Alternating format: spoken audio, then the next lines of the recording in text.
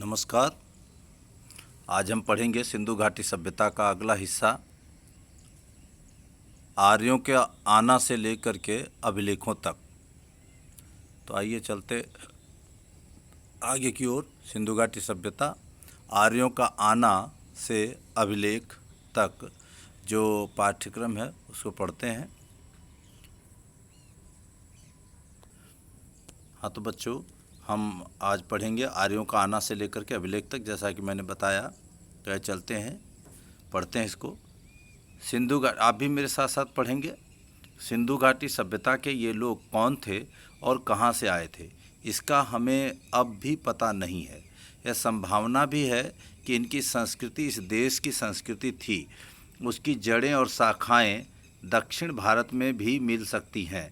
कुछ विद्वानों को इन लोगों और दक्षिण भारत की द्रविड़ जातियों एवं संस्कृति के बीच अनिवार्य समानता दिखाई पड़ती है।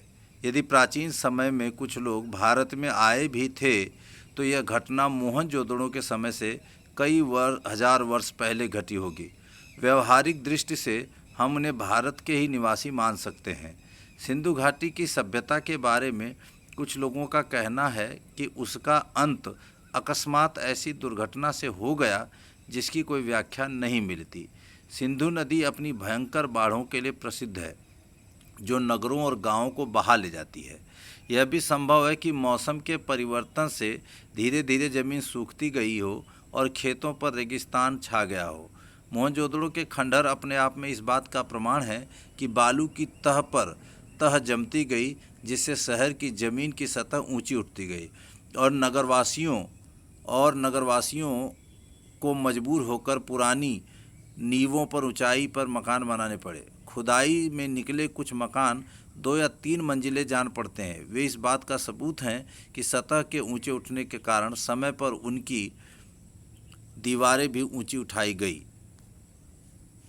हम जानते हैं कि सिंधु सूबा पुराने समय में बहुत समृद्ध और उपजाऊ था, पर मध्य युग के बाद वह ज़्यादातर रेगिस्तान रह गया।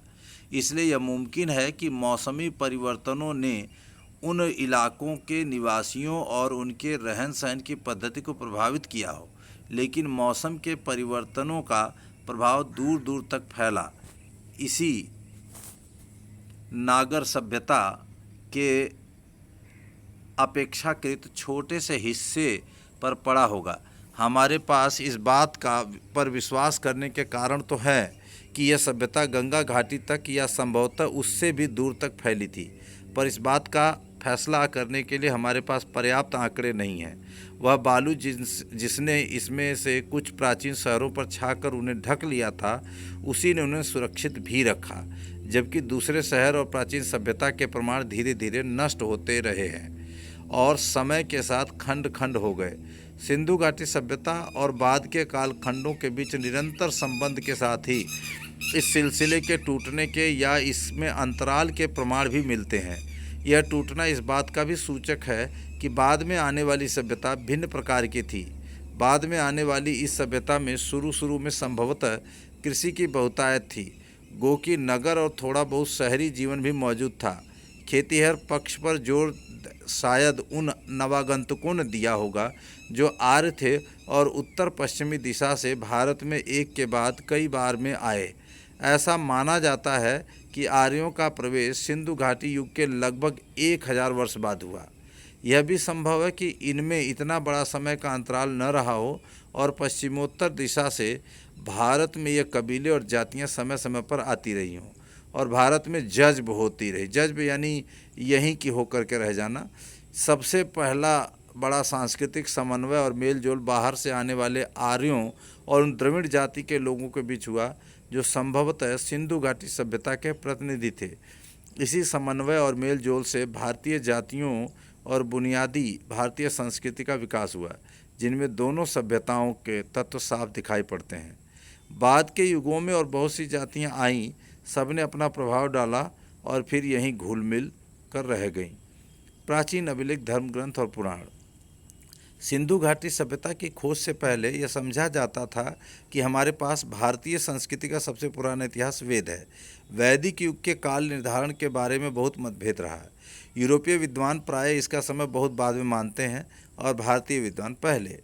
आजकल अधिकांश विद्वान ऋग्वेद की ऋचाओं का समय ईसा पूर्व 1500 मानते हैं, पर मोहनजोदड़ो की खुदाई के बाद से इन प्रारंभिक भारतीय धर्म ग्रंथों को और पुराना साबित करने की प्रवृत्ति बढ़ गई है। वस्तुतः यह हमारे पास मनुष्य के दिमाग की प्राचीनतम उपलब्ध रचना है। मैक्स मूलर ने इसे आर्य मानव के द्वारा कहा गया पहला शब्द कहा है। भारत की समृद्ध भूमि पर प्रवेश करने के समय आर्य अपने साथ उसी कुल के विचारों को लेकर के आए थे जिससे ईरान में अवेस्ता की रचना हुई। भारत की धरती पर उन्होंने उन्हीं विचारों का पल्लवन किया। वेदों और अवेस्ता की भाषा में भी अद्भुत साम्य है। कहा गया है कि वेद भारत के अपने महाकाव्यों की संस्कृत की अपेक्षा अवेस्ता के अधिक निकट हैं। तो बच्चों, आपने पढ़ा आज आर्यों का आना से लेकर अभिलेख तक। इसको बार बार पढ़िए, बार बार समझने का प्रयास कीजिए, फिर इसके प्रश्नोत्तरों पर चर्चा की जाएगी। इन्हीं शब्दों के साथ धन्यवाद। घर में रहें, सुरक्षित रहें।